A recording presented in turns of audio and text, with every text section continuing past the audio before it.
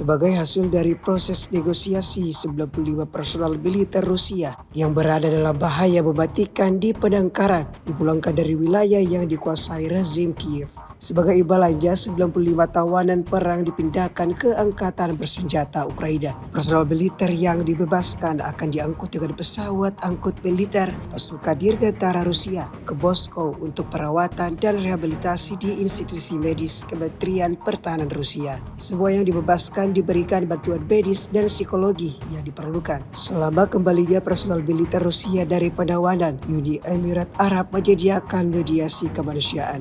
Rekaman kembalinya personal militer Rusia dari penawanan Ukraina ini kemudian ramai beredar dan menuai beragam komentar dari warganet.